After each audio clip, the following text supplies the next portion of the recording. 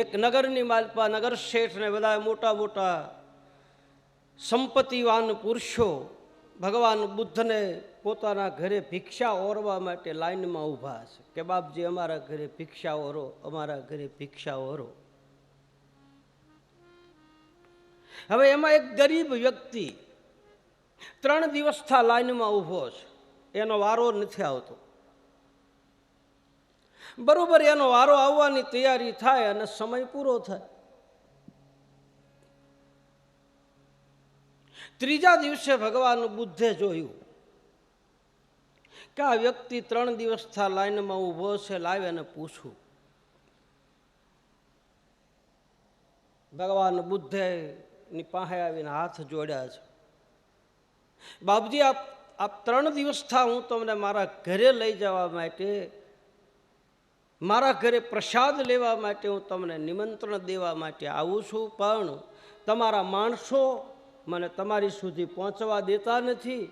હું ગરીબ વ્યક્તિ છું, એક નાની એવી હાટડી ચલાવનારો છું, આ બધા નગર શેઠ છે. ભગવાન બુદ્ધે કહ્યું છે કે જા, તારા ઘરે બપોરે હું ભોજન કરવા માટે આવું છું. એ જ વખતે બાજુમાં ગામના નગર શેઠ બહુ સંપત્તિવાન,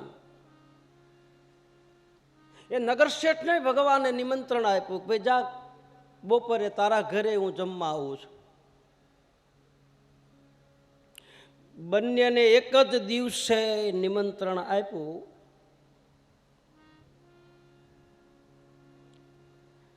બપોરનો સમય થાય, ભગવાન આ ગરીબ વ્યક્તિના ઘરે આવ્યા, એક કોથળા ઉપર બેસાડ્યા. બાજરાનો રોટલો અને પથ્થર ઉપર લઢીને ચટણી બનાવેલી, એ ચટણી અને બાજરાનો રોટલો ભગવાન બુદ્ધને આપ્યો. ભગવાન બુદ્ધે બાજરીનો રોટલો ટુકડો ખાધો, અડધો રોટલો લઈને પોતાની જોડીમાં નાખ્યો. એની સામે જ નગર શેઠનો બંગલો હતો. ભગવાન એના ઘરે ગયા રોટલો ખાઈને. હવે આ તો નગર શેઠ હતા ભાઈ, 32 ભાતના ભોજન, કઢિયેલા દૂધ, ચાંદીના વાસણોમાં ભગવાન માટે થાળ તૈયાર કરેલો. ભગવાન બુદ્ધ આસન ઉપર બેઠા, બાજોટ ઉપર થાળી મૂકી, 32 ભાતના ભોજન, લાડુ, મોહનથાળ. ભગવાને જોડીમાંથી બાજરાનો ટુકડો હતો ને, ટુકડો 32 ભાતના ભોજનની માલપા એ ટુકડો મૂક્યો.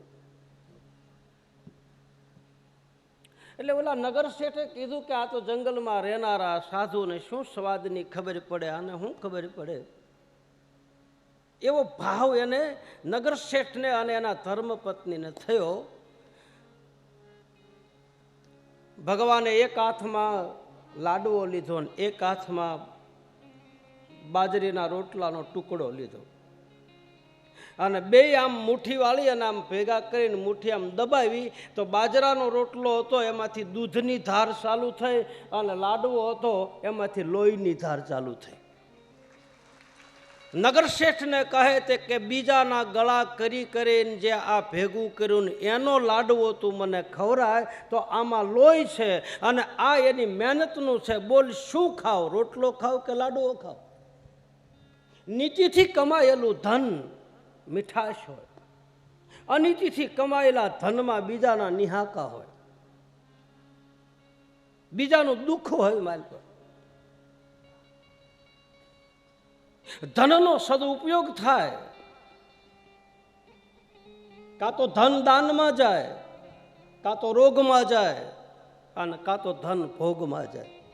એક ભાઈને 1 લાખ રૂપિયાની લોટરી લાગી, 1 લાખ રૂપિયા લઈને બજારમાં નીકળો, મદિરા પાન કર્યું.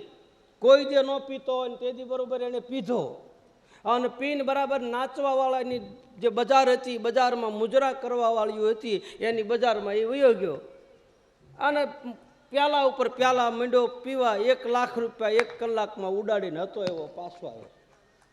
કાં તો સંપત્તિ ભોગમાં જાય,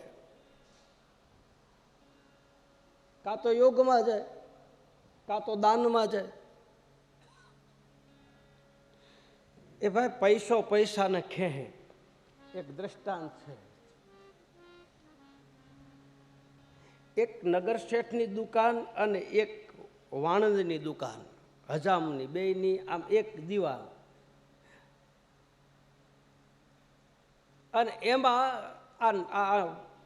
હજામે સાંભળેલું કે પૈસો પૈસાને ખેંચે, એટલે નગર શેઠની દુકાનની દિવાલ પાસે એને કોણ પાડ્યું, વોલ પાડ્યો.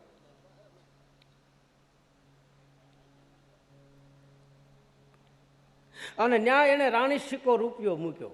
એમ કે આ નગર શેઠના પૈસા છે ને એની તિજોરીમાંથી મારી ભણે વી આવે. પૈસો પૈસાને ખેંચે તો. અમદાવાદ સાબરમતીમાં તમે જાઓ ને તો ઓલા વાંદરાનું પિંજરું છે ને ત્યાં લખેલું છે, તમે જાઓ જોજો, ત્યાં લખેલું છે પૈસો પૈસાને ખેંચે. આ સૂત્ર ત્યાં લખ્યું છે કાંકરિયા, અને એમાં વાંદરું બેઠું છે.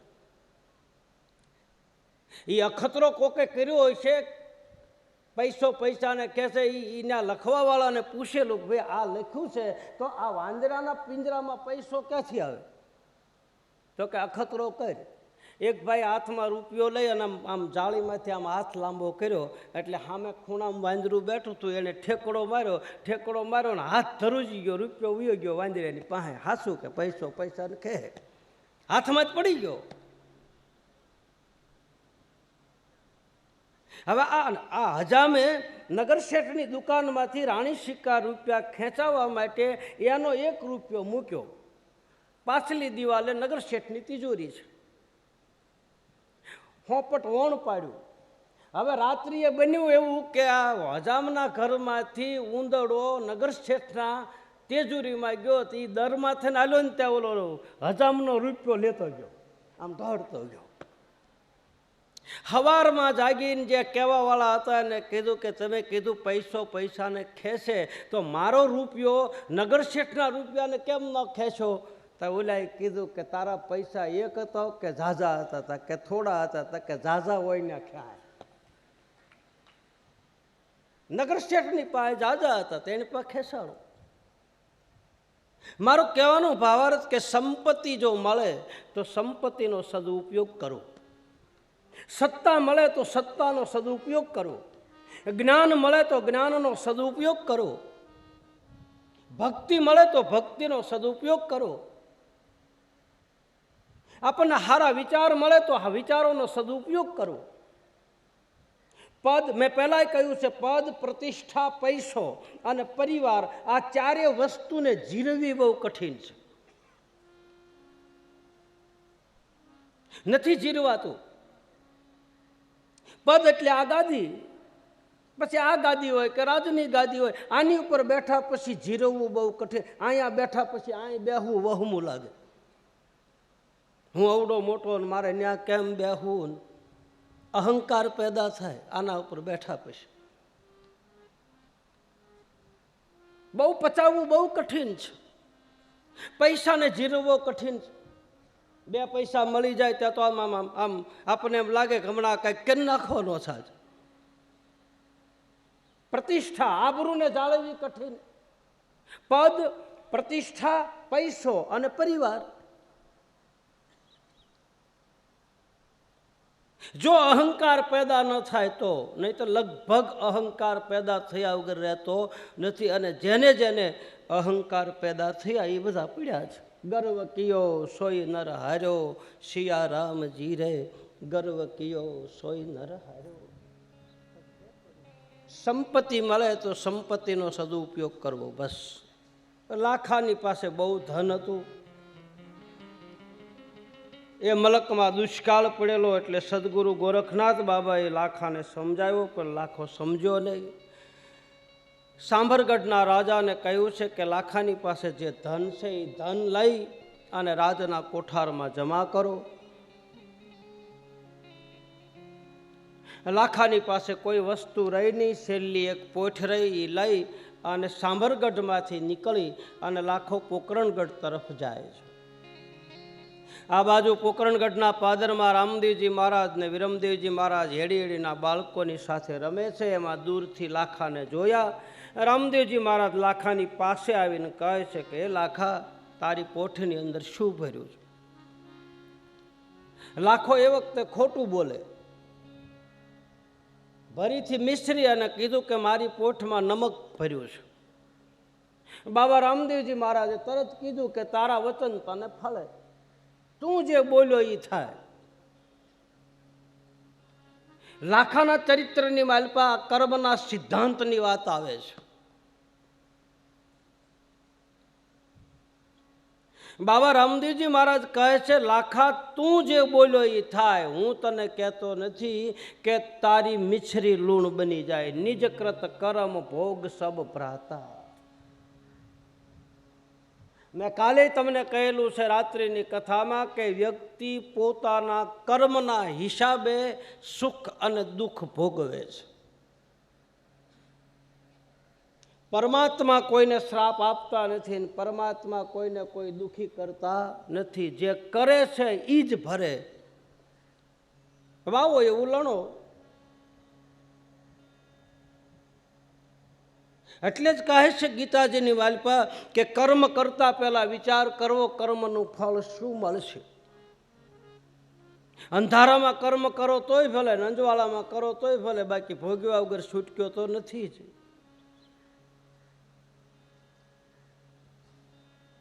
એક ડાયાભાઈ શાસ્ત્રી કરીને છે, ડાયાભાઈ શાસ્ત્રી એક પુસ્તક લખ્યું છે. એ પુસ્તકની માલપા કર્મનો સિદ્ધાંત એ પુસ્તકનું નામ છે. બહુ વિવરણ આપ્યું, નાની એવી પુસ્તિકા છે, પણ જે કર્મયોગી હોય, એ કર્મના સિદ્ધાંત ઉપર હાલતો હોય, એ પુરુષને બહુ બહુ વાંચવા જેવી પુસ્તિકા છે. એમાં ધૃતરાષ્ટ્ર અને ભગવાન કૃષ્ણનો સંવાદ બતાવે.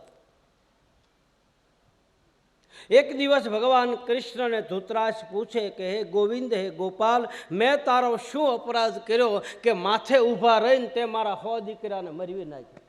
આવો પ્રશ્ન પૂછે તો ભગવાન કૃષ્ણ કહે છે કે નિજકૃત કર્મ ભોગ સબ ભ્રાતા.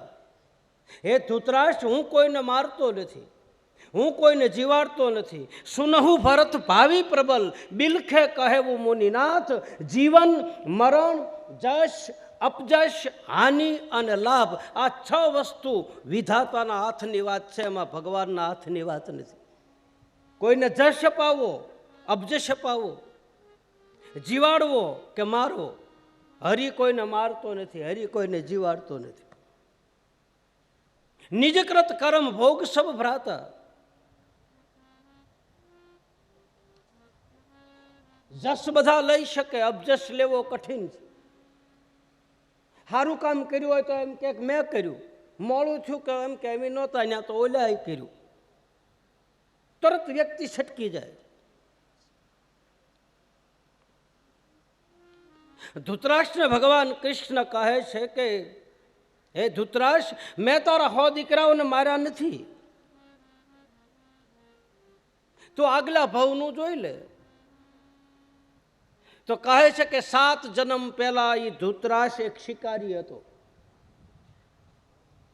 સંધ્યાના સમયે શિકાર કરવા માટે જાય ને એમાં રાત્રિના સમયે શિકાર મળ્યો નહીં. એક વૃક્ષની નીચે બેઠો અને એ વૃક્ષ ઉપર એક 100 કબૂતરનું ટોળું આવ્યું અને આ શિકારીએ એના ઉપર જાળ નાખી 100 કબૂતરને જાળમાં પકડ્યા અને એ જ વૃક્ષની નીચે બેસી એને મારી અને એનું માંસ રાંધ્યું અને અગ્નિ પ્રગટ કરવાની તૈયારી કરે. અગ્નિની જ્વાળા પ્રગટ થઈ, એક ઝાડના પોલાણમાં કબૂતરનું બચ્ચું, અગ્નિનો તા લાગ્યો એટલે ઉડવા ગયું અને એમાં અગ્નિની જ્વાળામાં એની આંખું વહી ગઈ અને તુરંત ભગવાને પોતાની માયા લઈ લીધી. ધૃતરાષ્ટ્રે આમ જોયું, આમ માથું હલાવી અને પૂછ્યું કે કાં ગોવિંદ? બોલે તે જોયું? તો કે હા. શું હતું? તો કે એક શિકારીએ 100 કબૂતરને માર્યા અને એક કબૂતર અંધ બન્યું. તારા ભગવાન કૃષ્ણએ કહ્યું એ 100 કબૂતર તારા છોકરા બન્યા અને એકની આંખું ગઈ એટલે તું આંધળો બન્યો, બાકી મેં કાંઈ કર્યું નથી. હું કોણ કરનારો? નિજકૃત કર્મ ભોગ સબ ભ્રાતા. જીવાડવો, મારવો, ઉગારવો એ તો ભગવાન નિમિત્ત બનાવે કોઈને, બાકી મારું તમારું કર્મ મને તમને નડે છે. મેં પહેલાંય કીધું હતું તમને, બીજું કાંઈ નડતું નથી કોઈને. તમે અહીં દોરો કરાવો, કાંઈ દોરો કરાવો, કાંઈ આમ કરાવો, બાકી કાંઈ નડતું નથી. નડે છે મારા ને તમારા કર્મ. એટલે કહે છે સદગુરુ મહાપુરુષો મને તમને એમ કહે છે, સતના માર્ગે હાલજો બાપ. ખોટા માર્ગે ગયા તો એ કર્મ ભોગવ્યા વગર છૂટક્યો નથી. પછી હું હોઉં કે તમે હોય, કર્મમાં કોઈનો ભાગ નથી. જે કરે એ જ ભરે. વાલિયા કેટલા દ્રષ્ટાંત દેવા. વાલિયા લૂંટારાનું તમને બધાને ખબર છે. નારદજીનો સંગ થયો, નારદજીનો કાંઠલો પકડીને કીધું કે લાય તારી માળા ને તારી આ રામસાગર ને બધું. નારદજી કહે છે કે ભાઈ તું આ લઈ જા, વાંધો નહીં, પણ આ લૂંટફાટના આવા પાપના કર્મ કરે છો કોની હાટું કરે છે? બોલે મારા ઘરના હાટું, બાળ બચ્ચાને મોટા કરવા, એની હાટું લઈને જાઓ. તા કે ઘરે પૂછાય આ તું પાપ કર્મ કરે છો એમાં કોઈ ભાગીદાર ખરો? વાલીઓ દોડતો આવીને ઘરનાને પૂછ્યું કે હું તમારા માટે આ બધું લાવું છું, આ કાળા ને ધોળા કરીને, કોકના ગળા કરીને, કોકને મારીને, આમ કરીને તેમ કરીને, હાસાને ખોટા કરીને લાવું, એમાં તમારો ભાગ ખરો? ઘરનાએ કીધું કે ભાઈ એ તો તું કરીને તું ભર, અમારે કાંઈ લેવા દેવા નહીં. લાગી ગઈ એક પલમાં વાલ્મીક ભય બ્રહ્મજ્ઞાની ઉલટા નામ જપવા માંડ્યો. રામ રામને બદલે મરા મરા. કર્મના સિદ્ધાંત બતાવે ભાઈ આ મારે ને તમારે ભોગવ્યા વગર છૂટક્યો નથી. ધૂતરાશ ભગવાનને આવો પ્રશ્ન પૂછે ને એને બતાવ્યું, પાછો ધૂતરાશે બીજો પ્રશ્ન પૂછ્યો કે તો તે મને દઈ કેમ ન દીધું, પડ્યું કેમ રહેવા દીધું? 7 જન્મ ગયા તો 7 જન્મ સુધી તે ઢગલો પડ્યો રાખ્યો તો એને આવવા દેવું છું ને. તો એ વખતે ને એક દ્રષ્ટાંત આપ્યું છે કે અનાજ ભરવાની કોઠી હોય ને એને નીચે હોણ હોય ને ઉપર જે કાંઈ અનાજ કોઠીમાં ભર્યું હોય, કોઠીમાં ઘઉં ભર્યા હોય તો ઘઉં આવે, બાજરો ભર્યો હોય તો બાજરો આવે. ઉપરથી પહેલાં અનાજ ભરવાની કોઠી હોય ને એને ઉપરથી ઢાંકી દેતા પહેલાં, અને નીચે હોણ રાખતા. હવે કોઠીમાં જે ભર્યું હોય એ આવે. ઘઉં ભર્યા હોય તો ઘઉં આવે, બાજરો ભર્યો હોય તો બાજરો આવે, કોજરા ભર્યા હોય તો કોજરા આવે, કાંઈ ખાલી હોય તો કાંઈ ન આવે. એમ મારીને તમારી કોઠીમાં આ જન્મના, બીજા જન્મના, પૂર્વ જન્મના કાંઈક કર્મ મારા ને તમારા એવા હોય તો જ આપણે ભોગવવા પડે, નહીં ભોગવ્યા વગર છૂટક્યો જ નથી. ઘણા તમે એમ કહો કે અમે આટલું કરીએ છતાં અમને આમ કેમ મળતું નથી? ગયા જન્મનું કોઠીમાં પડ્યું હોય એ કોણ ખાય? બંને દીકરીઓના વિવાહની મહારાજ અજમલજીને થોડી ચિંતા હોય છે. કારણ કે બાપનું હૃદય છે. દરેક બાપને દીકરીને પરણાવવાની ચિંતા હોય અને માને દીકરો પરણાવવાનો હરખ હોય.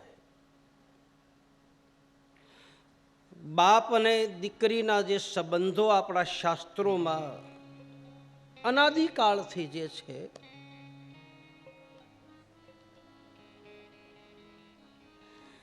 જ્યારે દીકરીને વિદાય બાપ આપતો હોય અથવા તો મંડપની માલપા બેસી અને કન્યાદાન જ્યારે કરતો હોય છે, દીકરીનો હાથ પકડી અને વરના હાથમાં જ્યારે હોંપે તો એ વખતે બાપના હૃદય ઉપર જે અસર થાય, આપણા કવિઓ, આપણા લોક સાહિત્યકારો, આપણા શાસ્ત્રોમાં બાપ અને દીકરીના જે સંબંધ છે, ભાંગી પડે બાપ. બાપનું ખ્યાલ રાખનાર કોઈ પાત્ર હોય તો આ સમાજમાં આ દેશની દીકરી છે. બાપનું ધ્યાન રાખે, હાલતા ચાલતા, ઉઠતા બેઠતા. અને એવી દીકરી જ્યારે ઘરમાંથી જાય તારે બાપને એમ થાય કે આજ મારા ઘરમાંથી કોક જાય છે. કોઈ દી રડ્યો ન હોય બાપ. તલવારના એક એક ઝાટકે હિપો ખુમાણ એક ઝાટકે હાથ જણાના માથા વાઢી નાખે અને ભીતરમાં કોઈ દી થડકાટ ન થાય. અને બનેલું એવું સત્ય ઘટના આપણા કાઠિયાવાડમાં બની ગયેલી.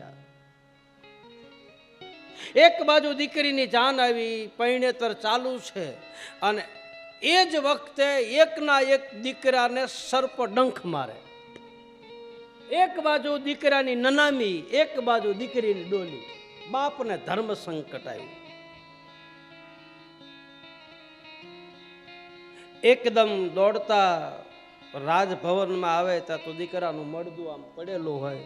એના રાણી કાઠિયાણી ઘીનો દીવો કરીને છોકરાને ભોંયે લઈ અને બેઠી હોય. દેવી બોલે, મહારાજ આપણા દીકરાને કાળોતરો આભળી ગયો, તાળવું ફાટી ગયું, કાંઈ વાંધો નહીં, જે થવાનું હતું એ થઈ ગયું, કોઈને ખબર ન પડે, ધ્યાન રાખજો. ગમે એમ તો તમે એની માં છો, હું તો બાપ છું, એટલે કદાચ કઠણ હૃદય કરીને પડ્યો રહીશ, પણ તમે એની જનેતા છો, ક્યાંય હાથ નીકળવો ન જોઈએ, કોઈને ખબર ન પડવી જોઈએ, કારણ માંડવામાં મારા દીકરીના લગ્ન છે. કાલ મારી દીકરીને ખબર પડશે ને તો એના હૃદય ઉપર શું અસર થાય. હું પાછલા બારણેથી વ્યવસ્થા કરું છું, મરદાને લઈને શમશાનમાં લઈ જાય. આમ ખબર ન પડવા દીધી કે દીકરાનું મૃત્યુ થયું. કન્યાદાન દેવા માટે પોતે બેઠો, હાથ પકડીને હાથમાં આપ્યો વરરાજાના. ત્યાં સુધી તો વાંધો નહીં.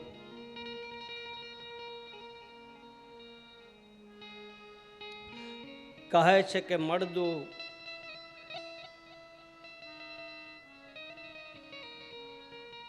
ગામના પાદરમાં શમશાનની માલપા દીકરાને અગ્નિદાહ. બેસવા દો ને એમનો, જ્યાં બેસે ને બેસવા દે. ભાઈ ભાઈ બેસ જાઓ, તો જ્યાં બેસે ને બેસ જાઓ, જગ્યા મળે ને.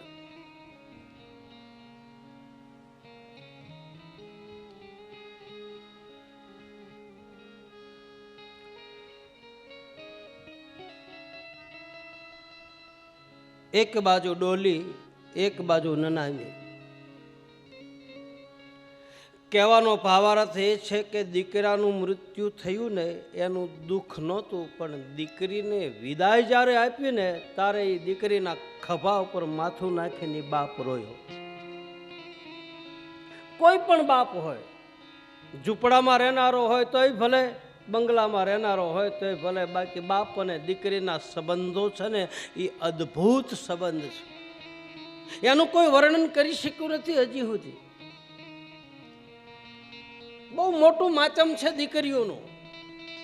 એ ભાઈ, તમે માતાજીને નિવેદ કરો છો, ખોડિયાર માને લાપસી કરો છો, બ્રહ્માણી માને નિવેદ કરો છો, મેલડી માને નિવેદ કરો છો, અંબાજી માને નિવેદ કરો છો. એ બધું કરવું જરૂર કરો, પણ પેટમાં રહેલી દીકરીઓને શું કામ મારો છો?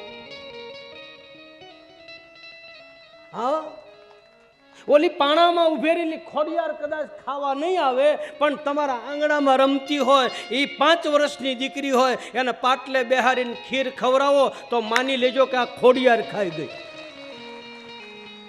હાસી ઈદ માં છે.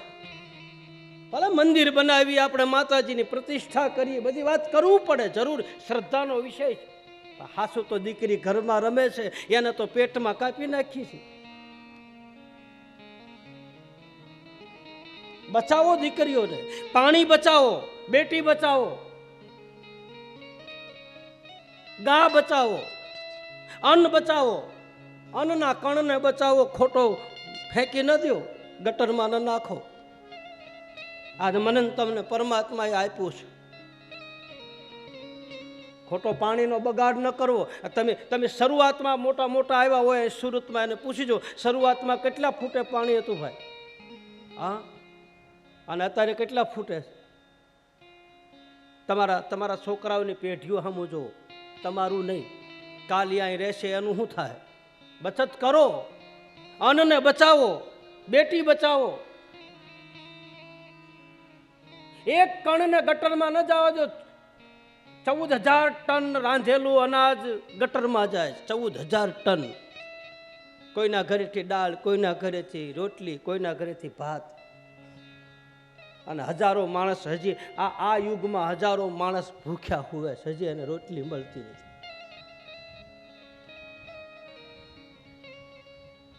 બેટી બચાવો, દીકરીનો સંબંધ, બાપ દીકરીના સંબંધો, ભ્રૂણ હત્યા બંધ થવી જોઈએ. હમણાં જ મેં સાંભળ્યું છે બાદશાહ 200 કરોડ રૂપિયા, ધન્યવાદ છે એને કે ભામાશાહ કહેવાય કે એ 200 કરોડ રૂપિયા દીકરીઓ હાટું વાપરે. બીજાની દીકરીઓ, પોતાની તો પોતા તણા, બચલા પાળે પંખીડા, બચલા બીજાના કોકજ સેવે કાગડા. ભાઈ પોતાના તો હવ મોટા કરે, પણ બીજાના જો મોટા કરી અને દેખાડે એ તો કાગડો કરે, કાગડો કોયલના બચ્ચાને મોટા કરે. પોતા તણા અને બચલા પાળે પંખીડા, બચલા બીજાના પછી કોકજ સેવે કાગડા. બીજાના બચલાને મોટા કરવા. દીકરીને બચાવો જરૂર. ફરી એકવાર તમને આદેશ આપ્યો, તમારો બાપ ગણો, તમારો ભાઈ ગણો, તમારો ગુરુ ગણો, એક ધર્મની પીઠ ઉપર બેહનારો, એક સંદેશ દેનારો ગણો.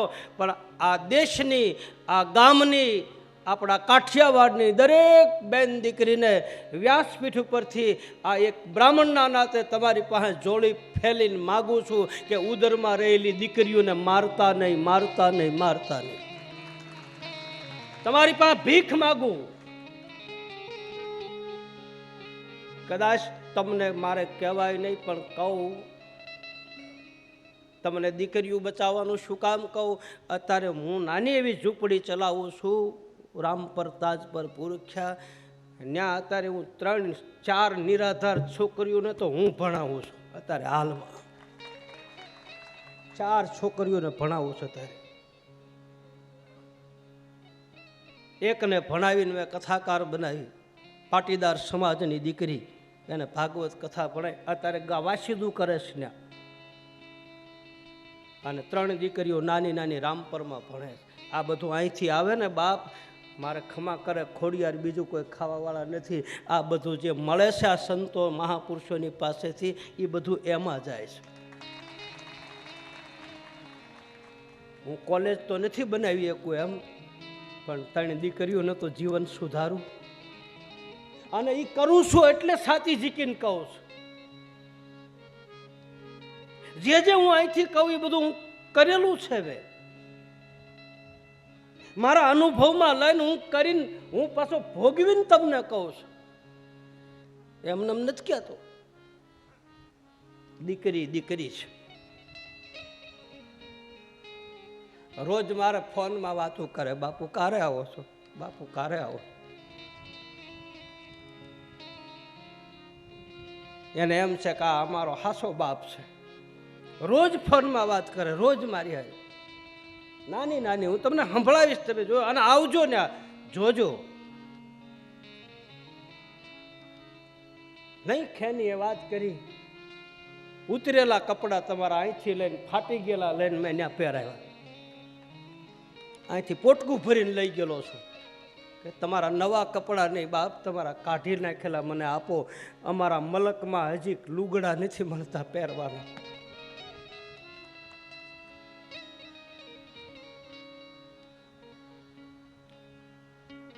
અમારે સાયલા પંથકની મારી પાસે હજી છોકરાઓ હા ઉઘાડા ફરે છે. નવા નહોતા માગ્યા મેં. કરવું જરૂરી છે, જાગૃતિ હોવી જરૂરી છે. દરેક સમાજની દીકરીઓ,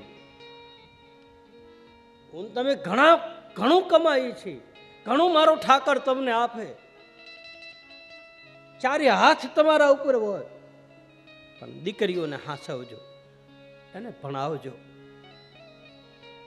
આજની દીકરી તો ભાઈ બાપની પડખે ઊભી રહે. હું જોઉં છું આમ ટીકા ટાંકી અને મહિને 10-10, 15-15 હજાર રૂપિયા બાપને ટેકો કરે. લે બાપ મૂજાતો નહીં. અત્યારની દીકરીઓ દીકરો કદાચ આપણને ટેકો કરે કે ન કરે એક વાત અલગ છે, બાકી દીકરી તો બાપની પડખે બાપની માં થઈને ઊભી રહે, બાપને આમ ખભા ઉપર હાથ દઈને ઊભો રહે.